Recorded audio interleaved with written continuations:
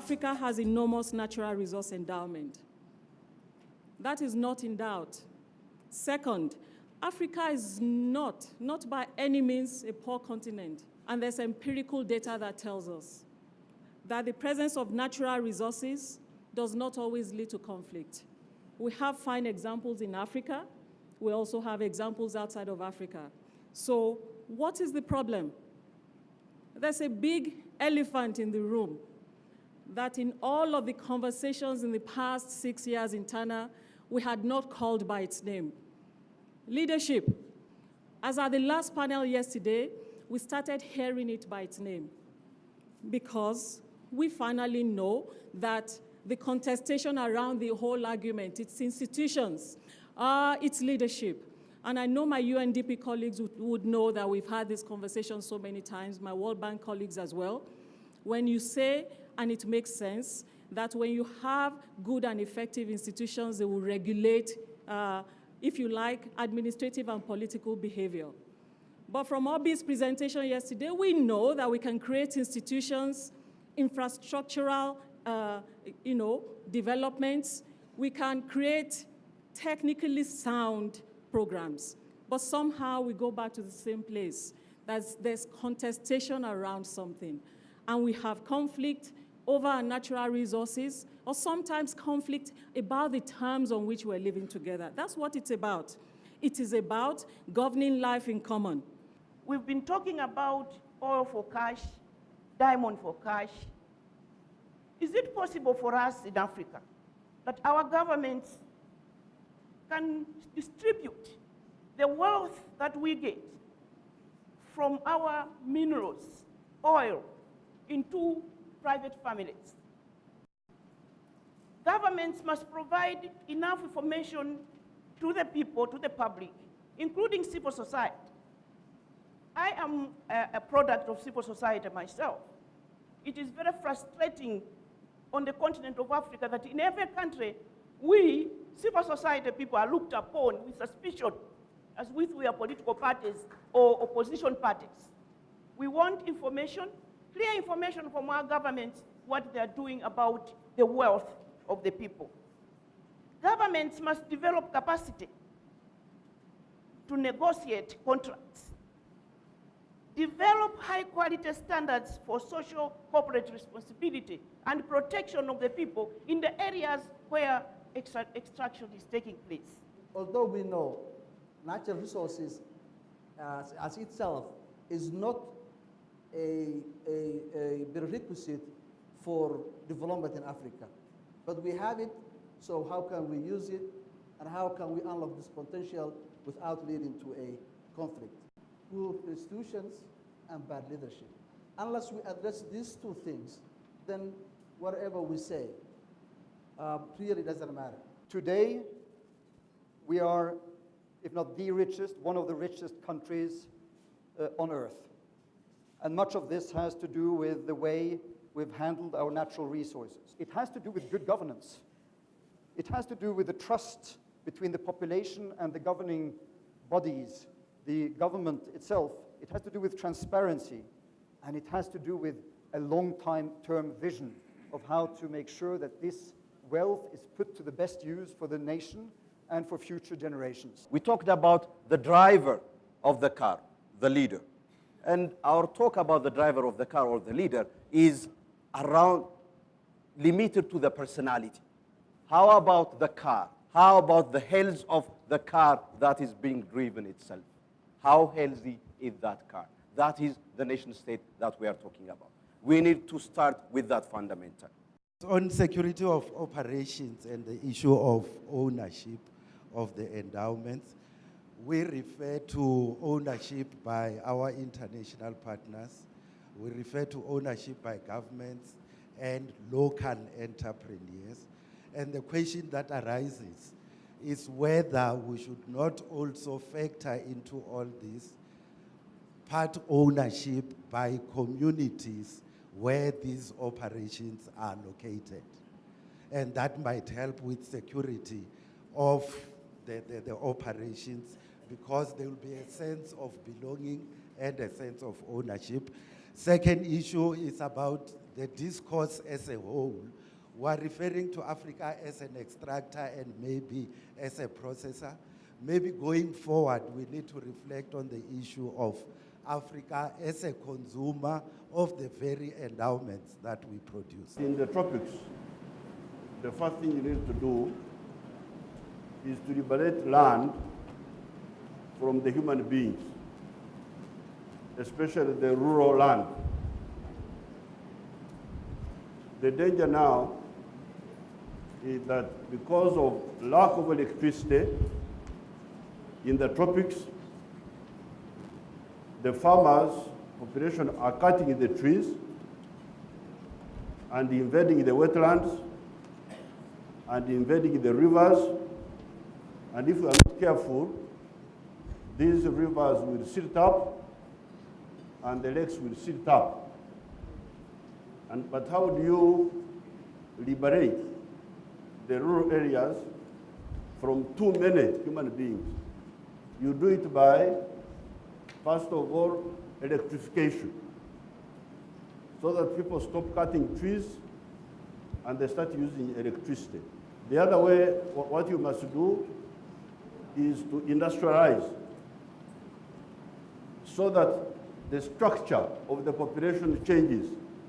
Up to today, our farmers making a living using hand hoes and all this. The way to go is through industrial agricultural revolution that will increase the productivity and production of our land. Trust means we need responsible government, we need companies committed to international standards and various codes of conduct, and the civil society, NGOs, as watchdogs, and not being interested in becoming part of the big business. So expectation management means for me to understand the entire business of oil, gas, mining, land use, and water resources, and negotiate what I mentioned, this complex commercial contracts or investment contracts. According to UN statistics, natural resources exploitations have fueled or financed 40 to 60% of civil wars over the past 60 years. What we need is to develop the issue of democracy and also inclusivity of people in all policies, making the borders really links and bridges of cooperation and friendship between member states. The international governance should also look in how we can promote justice in dealing with natural resources, especially in Africa. What is the source of life? And what is Africa's responsibility in protecting it? Africa is home to more than 30% of the world's clean water in 3 lakes: Victoria, Tanganyika, and Nyasa or Malawi. Now, what are we doing to protect those lakes? And is it just the responsibility of the poor countries around the Great Lakes to protect that water resource that is going to sustain life for the whole world? Africa is extremely well endowed. And when the colonial empires came to Africa, they were not coming for some kind of, a holiday. They were actually coming to pillage and plunder. And that was the original criminal gangster enterprise, if you will, that colonialism. And if we fail to trace that historical continuity from colonialism to some of the practices of some of the leaders that we have on our continent, we'll fail to understand the problem. And I think the issue is that because we have not received redress and accountability for that historical crime, some of our leaders have internalized that colonial logic. They are operating in a similar way against their own citizens. And it does raise the question, so what do we do? This is why we have the leadership deficit. And we have to find a way to help these leaders to heal themselves. Nobody's going to do it for them. They have to heal themselves and heal their societies. Acknowledge that they're traumatized, they're wounded, and actually do the deep introspective work of healing the trauma and woundedness within them. Otherwise, we will continue going around in circles and keep talking about the need for addressing this leadership deficit? La réponse que nous avons donnée en Afrique au respect de l'agenda 21. Nous avons tous été à Rio de Janeiro pour reprendre un certain nombre d'engagements sur non seulement la préservation de nos écosystèmes, mais surtout pour la protection des populations. Mais les populations qui sont traditionnellement agriculteurs, je l'ai dit hier ici, mais ces populations, au lieu d'être agriculteurs, au lieu que nos dirigeants fabriquent des vrais agriculteurs, mais on les transforme en ouvriers agricoles, tout simplement parce que nos dirigeants ont trouvé une nouvelle escroquerie, excusez-moi du terme, le partenariat privé-public. Et dans ce partenariat privé-public, vous avez d'un côté nos dirigeants et vous avez de l'autre les multinationales qui viennent chez nous. Dans ce partenariat, il y a deux mastodontes qui se mettent ensemble pour marginaliser le reste. Et du coup, ce qui est inscrit dans nos différentes lois, nous devons tous respecter. Resources are not something out there. They are something that we are a part of. To then go on, I then go on to say, beyond what we do at the level of extraction, we also need to understand that whether we are talking of forestry or we are talking of biodiversity, these are resources that are renewable. They can actually be replenished. What strategies do we have at the level of management or governance that the rate of extraction and the rate of replenishment, these are things within our control. We can actually regrow our forests. We can restock our biodiversity, plants, fauna. We can use knowledge to extract the best, both in terms of what we take out of the environment and what we give back to the environment and how we multiply and reproduce the environment. We know that our forests are causes and they have causes and effects on climate change through them, but at the same time, they also provide solutions for addressing the climate change situation. Now, the forests are the most concentrated biodiverse systems we have. They're also the most efficient, and I would say beneficial greenhouse gas reduction systems. And now, a typical and a very practical example, which is happening now, and I hope we can replicate and take across the countries in Africa, is the payment for ecosystem services. So this is an incentive whereby you encourage the forest dwellers, not the forest dwellers only, but the local communities that depend and contribute towards the good stewardship of our ecosystems in the forest to benefit, have tangible benefits, especially in finance resources. Les forêts, les ressources naturelles peuvent contribuer à la solution. Mais ils peuvent être des conflits parce qu'on en a parlé. Les forêts d'Afrique sont des puits de carbone pour non seulement l'Afrique, mais aussi pour l'humanité. Mais on se rend compte aujourd'hui, selon les études, que les forêts et les populations y vivant sont victimes de ces conflits. Et ça a tendance à continuer. Pourquoi ça sévit? Parce qu'il y a des complicités internes, parce qu'il y a des frustrés au niveau des populations vivant dans ces zones. Que faut-il faire?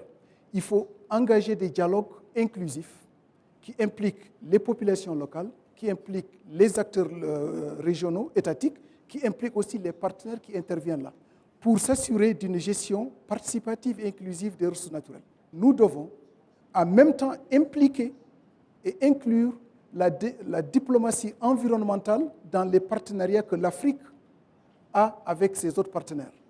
Parce que l'Afrique a beaucoup souffert des pillages. Les populations locales ont trop souffert de ces mauvais choix politiques et je pense qu'il faudrait que des approches itératives, top-down et bottom-up, pour s'assurer vraiment d'une implication. One recommendation from my own experience. We have a protected area that is a transboundary, that should be a transboundary protected area. We are struggling on our side to protect it. We have, quote unquote, weak governance. We want to have this done.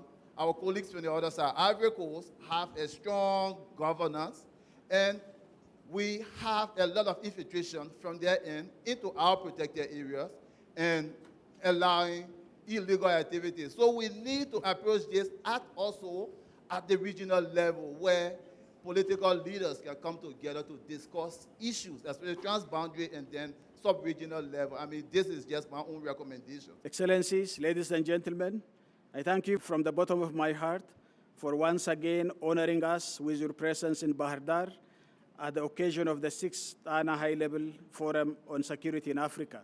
I wish you all a safe journey back to your various destinations and keen to see you in the 7th edition of Tana High-Level Forum on Security in Africa, and I thank you very much.